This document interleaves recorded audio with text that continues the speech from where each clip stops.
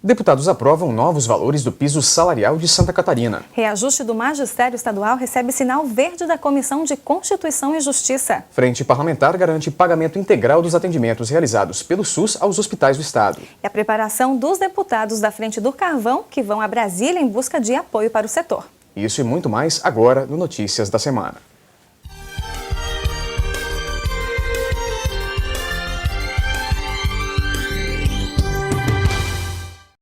Deputados votaram esta semana o projeto de autoria do governo que estabelece o novo piso salarial de Santa Catarina. São 4 faixas diferentes, com reajustes que variam de 9,28% a 9,37%. O projeto teve a tramitação agilizada pelos parlamentares. Na mesma semana, a matéria passou pelas comissões responsáveis pela análise da proposta, entrou na ordem do dia e recebeu sinal verde do plenário da Assembleia.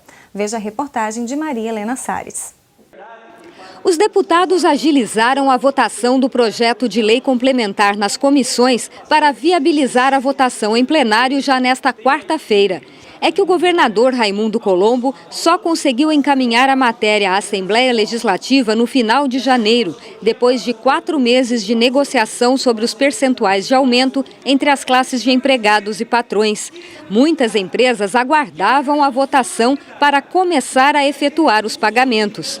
Os reajustes das 4 faixas do mínimo catarinense variam de 9,28% a 9,37%. Com isso, os novos valores ficam entre R$ 765 e R$ 875, dependendo da categoria a ser beneficiada. São valores acima do mínimo nacional, fixado em R$ 678. Pelos cálculos do DIEESE, aproximadamente 1 milhão de trabalhadores vão ser beneficiados com o reajuste, que é retroativo a 1º de janeiro. O deputado Neodi Sareta, relator do projeto na Comissão de Finanças, comemorou a aprovação. Acho que a Casa deu uma demonstração de interesse, de agilidade, de rapidez na análise desse processo, desse projeto, fruto dessa negociação já havida entre os trabalhadores e os empregadores que fizeram um acordo. E com isso o governador remeteu a essa casa e nós conseguimos aprovar de uma forma ágil aqui, já que ele tem efeitos retroativos a 1º de janeiro. O deputado Gilmar Knesel, presidente da Comissão de Finanças e Tributação, ressaltou a importância da aprovação do novo mínimo regional, mas alertou para a necessidade de o governo do estado enviar os projetos com os próximos reajustes com mais antecedência. Estamos já no mês de março e agora que está sendo aprovado, vai ter que haver uma retroatividade, isso atrapalha um pouco. Então, quem sabe, próximo ano o projeto chega mais cedo, mas sempre consensual e a Assembleia fazer sua parte mais uma vez. Outro projeto que deve ir a plenário já na próxima semana é o que trata do reajuste do piso do magistério estadual. A matéria já recebeu a aprovação da Comissão de Constituição e Justiça. Conforme havia anunciado na semana passada, o presidente da Comissão de Constituição e Justiça, deputado Mauro de Nadal, do PMDB, colocou em votação na primeira reunião da CCJ o projeto que trata do reajuste dos trabalhadores ativos e inativos do magistério estadual. Os reajustes da categoria vão de 8% a 15% e os salários variam de R$ 1.567 a R$ 2.898. Para o presidente da CCJ, o governo cumpre compromissos assumidos de melhorar os salários dos professores. Este projeto que deu entrada aqui na casa foi um projeto que atendeu aqueles compromissos que o governador havia assumido ainda no ano passado, no período em que houve o encerramento da greve. Então foram chamados todas as categorias para discutirem esta nova tabela que deu entrada neste projeto e além de atender outras situações, a exemplo daqueles servidores que estão à disposição hoje das APAES em Santa Catarina de fazerem jus e perceberem aquela gratificação, a exemplo do que outros órgãos do Estado da educação recebem. Além da CCJ, várias outras comissões da Casa se reuniram esta semana, algumas pela primeira vez. 5 delas deram uma largada oficial aos trabalhos com a eleição do presidente e vice-presidente. Veja como ficou a formação. A Comissão de Direitos e Garantias Fundamentais será presidida pela deputada Luciane Carminati, do PT, ao lado da vice Dirce Heiderscheid, do PMDB. Também fazem parte do grupo os deputados Ângela Albino, do PCdoB, Antônio Aguiar, do PMDB, Gilmar Knesel, do PSDB, Jorge Teixeira, do PSD e José Milton Schaefer, do PP. A Comissão de Segurança Pública será formada pelos deputados Maurício Scudlark, do PSD, que assume a presidência, Carlos Chiodini, do PMDB, que assume a vice-presidência, Antônio Aguiar, do PMDB, Marcos Vieira, do PSDB, Sargento Amaury Soares, do PDT, Reno Caramori, do PP e Ana Paula Lima, do PT. O deputado Altair Guide, do PPS, será o presidente da comissão do Mercosul, ao lado de Neodi Sareta, do PT, que assume como vice. Também fazem parte do grupo Aldo Schneider, do PMDB, Edson Andrino, do PMDB, Gilmar Knezzel, do PSDB, Maurício Scudlark, do PSD e Silvio Drevek, do PP. A Comissão de Turismo e Meio Ambiente terá como presidente o deputado Neodi Sareta, do PT, ao lado do vice Altair Guide, do PPS. Também fazem parte do grupo os deputados Ciro Rosa, do PSD, Dado Xerém, do PSDB, Dirce Heiderscheid e Edson Andrino, do PMDB, e Valmir Comim, do PP. Dirceu Dresch, do PT, será o presidente da Comissão de Pesca e Aquicultura. Ao lado dele, o vice Maurício Scudlark, do PSD. Os deputados Dóia Guglielmi, do PSDB, Edson Andrino e Moacir Sopelsa, do PMDB, Reno Caramori, do PP e Sargento Amaury Soares, do PDT, também fazem parte do grupo. E veja, depois do intervalo, hospitais do Estado vão receber do Sistema Único de Saúde pagamento integral dos atendimentos realizados. A boa notícia foi trazida pela Frente Parlamentar em Defesa da Saúde, que esteve esta semana em Brasília.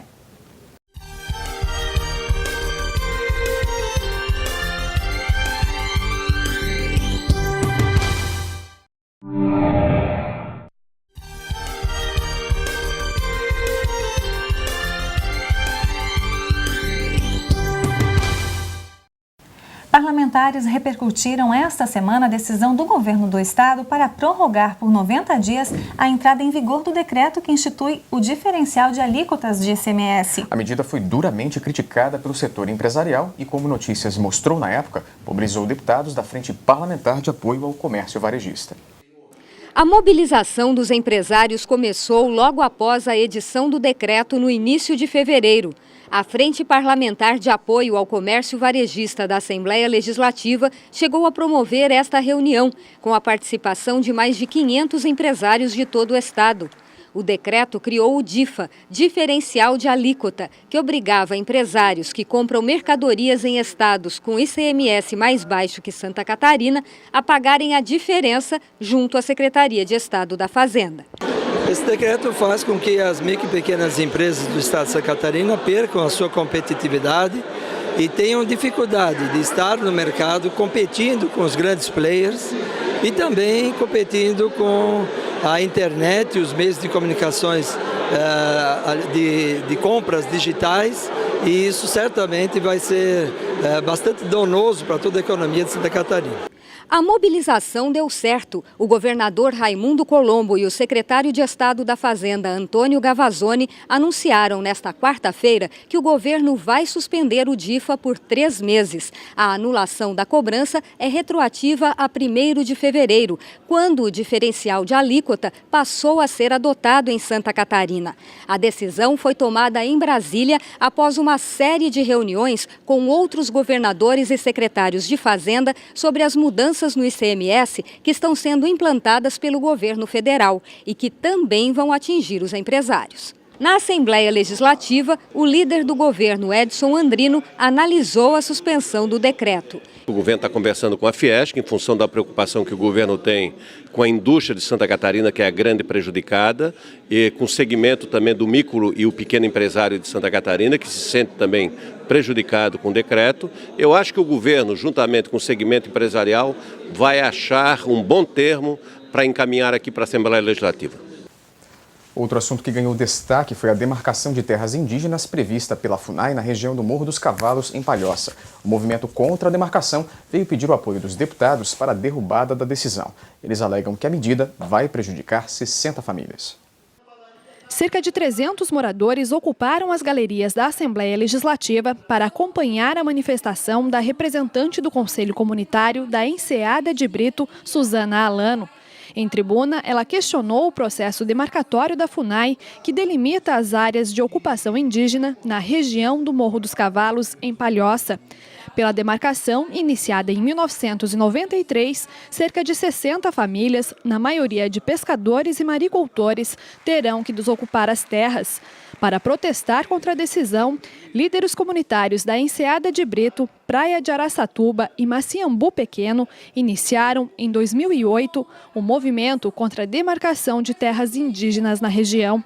Um dos objetivos do grupo é derrubar essa medida. Nosso objetivo, com o apoio da Casa, é chegar ao governo do Estado, pedir para que o governador do Estado nomeie um procurador do Estado responsável apenas por essa causa, para fazer uma solicitação junto ao Ministério da Justiça para pedir a revogação da portaria. Para Milton, um dos integrantes da família indígena Moreira, a primeira a ocupar a região em 1967, a demarcação é uma injustiça contra os não indígenas. Desde 1967, nós estivemos ali, né? Moremos ali, usaram o nosso nome. Mas tem pessoas que não índio, é de centenário. Isso não pode, então valeria mais do que o índio, que moram ali, se criaram ali, tem os seus netos, tem os tataravó e tudo. Eu acho que não é justo fazer isso com eles. O assunto agora é saúde e a notícia não poderia ser melhor. Hospitais do Estado vão receber do Sistema Único de Saúde o pagamento integral dos atendimentos realizados. O anúncio foi feito pelo deputado José Milton Schaeffer, do PP, que preside a Frente Parlamentar em Defesa da Saúde. Schaeffer recebeu a garantia do repasse numa reunião realizada esta semana com representantes do Ministério em Brasília.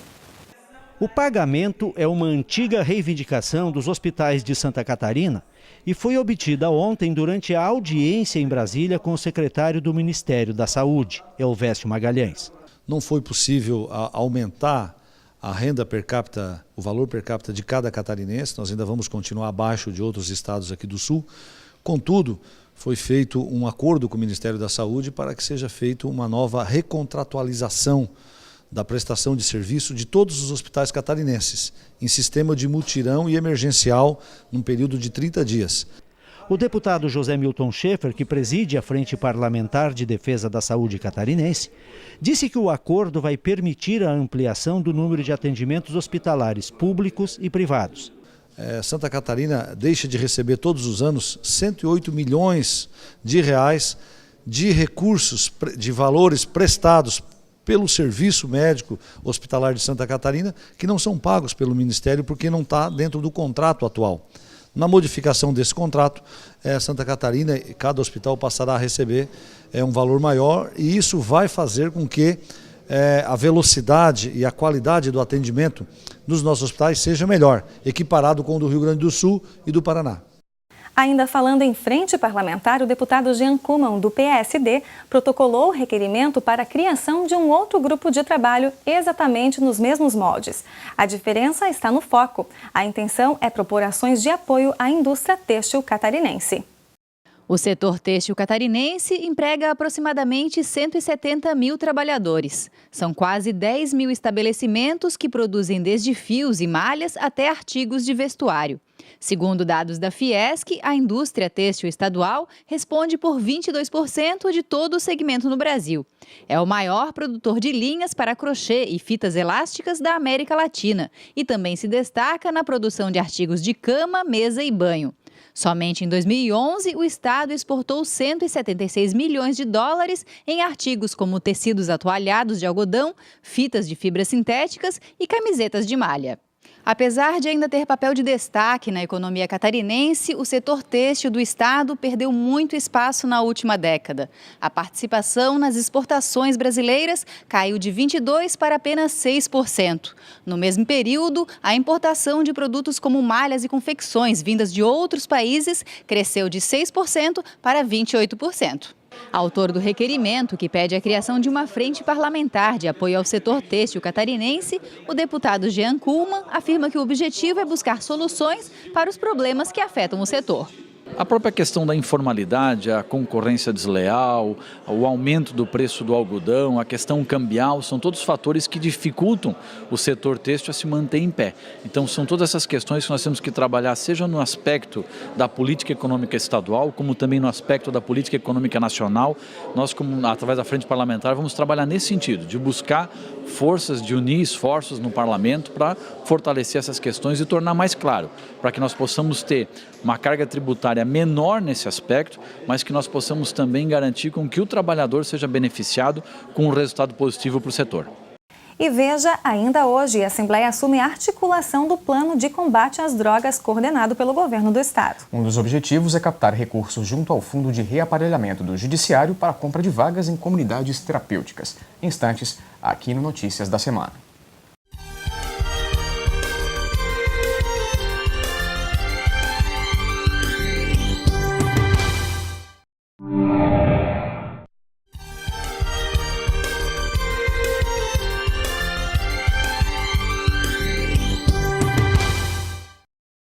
Governadores de todo o país se reuniram esta semana em Brasília com parlamentares do Congresso Nacional para discutir um tema que afeta a todos, o Pacto Federativo. Eles apresentaram 4 propostas para rever os rumos do acordo que rege as relações entre governo federal e as unidades da federação.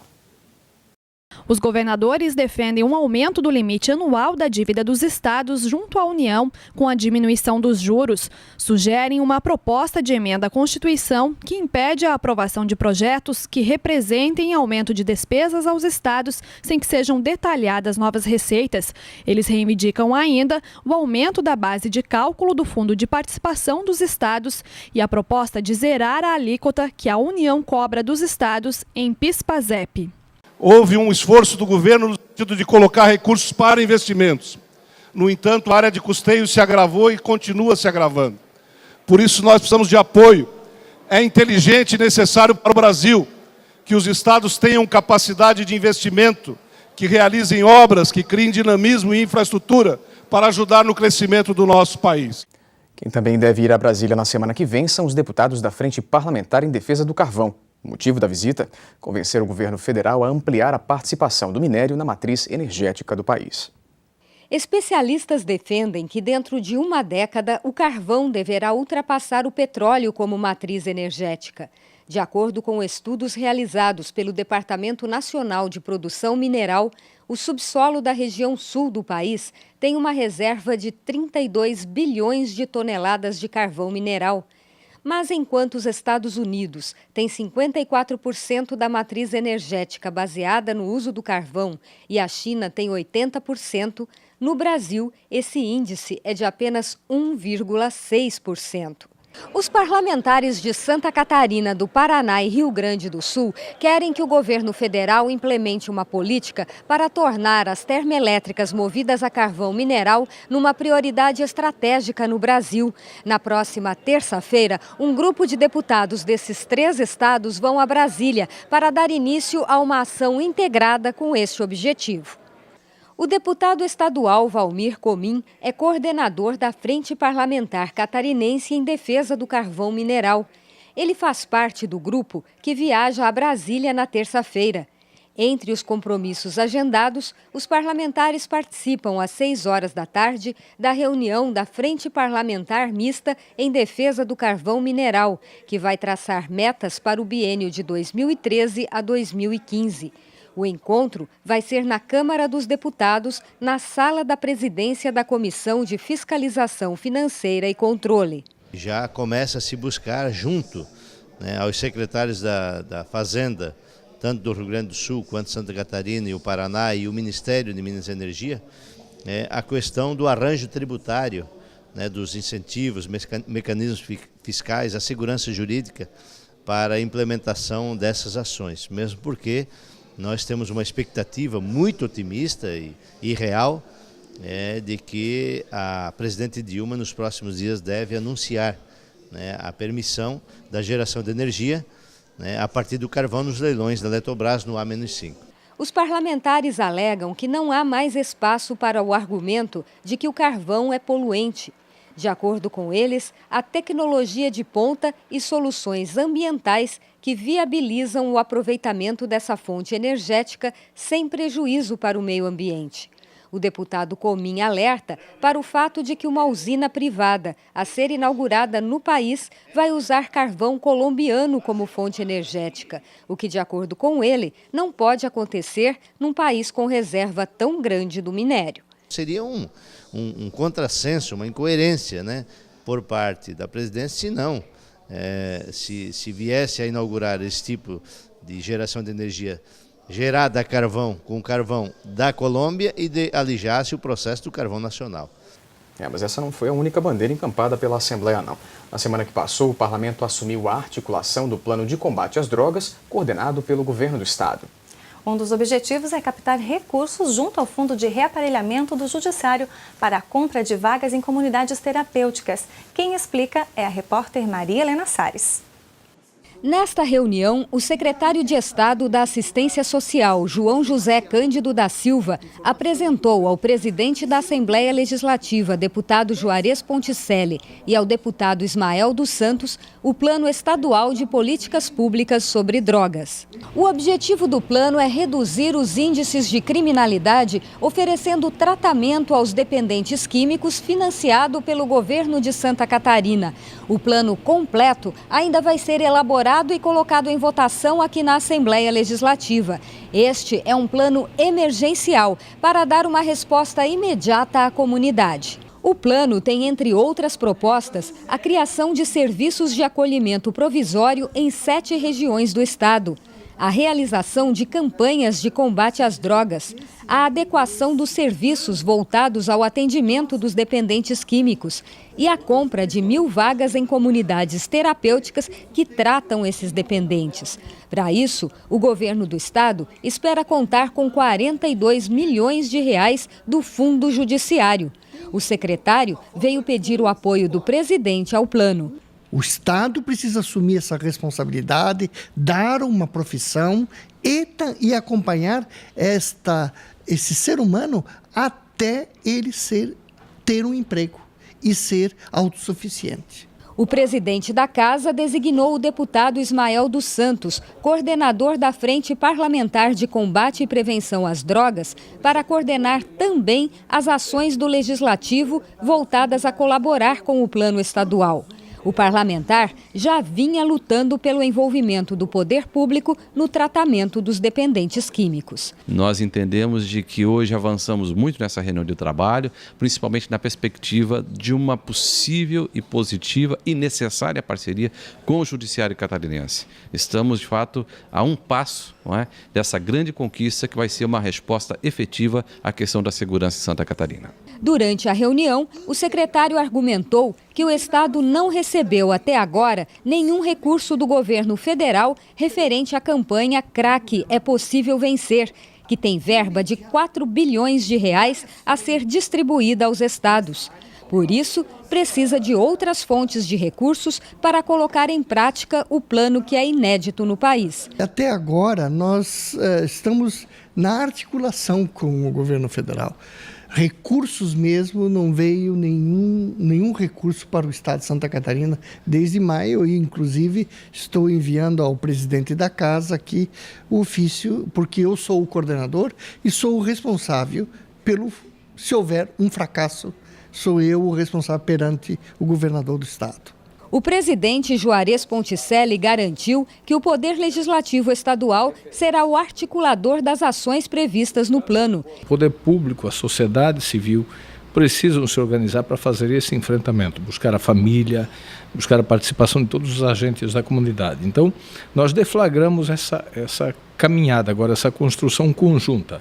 Já conversei com várias entidades que pretendem participar. Quem vai liderar esse processo é o deputado Ismael, com o nosso envolvimento e o engajamento de todos os demais 39 deputados, e eu espero que a gente consiga, juntamente com o governo e com todas essas forças, colocar aqui em Santa Catarina um trabalho de referência para o Brasil no enfrentamento dessa questão das drogas. E antes de encerrar, destaque para as homenagens que marcaram a semana no Poder Legislativo. Foram 3 sessões especiais. A primeira delas foi em homenagem às ex-deputadas catarinenses. A sessão especial foi proposta pela bancada feminina do Parlamento em comemoração à passagem do Dia Internacional da Mulher. 7 ex-deputadas foram homenageadas. O Legislativo também concedeu o título de cidadão catarinense a Eduardo Smith, do Grupo RBS. Ao receber o título de cidadão catarinense, Eduardo ressaltou que muito do seu trabalho se deve à atuação do Grupo RBS, que está sempre engajado em prol das comunidades e ações sociais. Outro evento foi a homenagem do Parlamento pela passagem dos 55 anos de fundação do Conselho Regional de Engenharia e Agronomia de Santa Catarina. A sessão especial foi proposta pelo deputado Reno Caramori, do PP. A trajetória do CREA Santa Catarina projeta a instituição no cenário nacional como uma das mais representativas do sul do país. E por hoje é só, o Notícias vai ficando por aqui. A gente se vê semana que vem no mesmo horário. Até lá!